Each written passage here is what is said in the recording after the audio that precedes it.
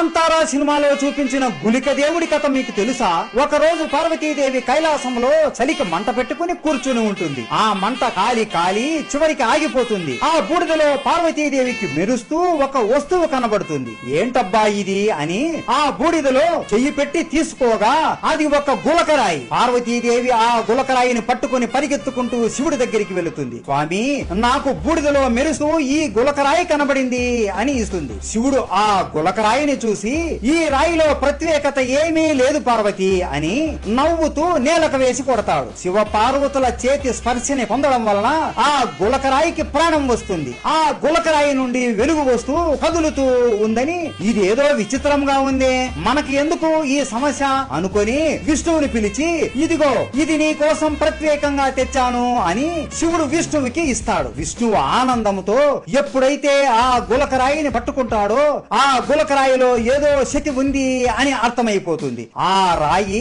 నెలావుల్లా అనే పాముకు ఇస్తాడు. ఆ పాము ఆ రాయిని మింగేస్తుంది. 9 నెలల తర్వాత సముద్రం తీరం పక్కన నెలావుల్లా అనే పాము కడుపు చీల్చుకుంటూ గులక బయటికి వస్తాడు. అతనికి ఎంతో ఆకలి వేస్తూ ఉంటుంది. ఆకలిని తట్టుకోలేక ఆ సముద్రంలోకి వెళ్లి దొరికిన ప్రతి ఒక్క చేపని చంపుతూ తింటూ ఉంటుంది. సముద్రంలో ఉన్న నీరును కూడా మొత్తం తాగేస్తూ ఉంటుంది. పక్కనే ఉన్న గ్రామ ప్రజలు గుళిక ఆకలిని తీర్చడానికి ఏనుగుల మాంసాన్ని కూడా ఇస్తారు. గుళిక ఆ మాంసం మొత్తం తిన్నా కూడా అతని ఆకలి అస్సలు తీరదు. విష్ణువు ఇదంతా చూసి ఆ తీరానికి వచ్చి తన చిటికెన వేలును కోసి ఆ గుళికకు ఆహారంగా ఇస్తాడు. ఎప్పుడైతే విష్ణువు చిటికెన వేలును గుళిక తింటాడో అతని ఆకలి మొత్తం తీరిపోయి అతని కోపం కూడా తగ్గిపోతుంది. ఈ సముద్రానికి నువ్వు రక్షణగా ఉండాలి అని విష్ణువు గుళికకి ఆజ్ఞాపిస్తాడు. ఆ ప్రాంతంలోనే పంజురులు కూడా రైతుల పంటల్ని కాపాడుతూ ఉంటాడు. ఒక రోజు గుళికకి పంజుర్లకి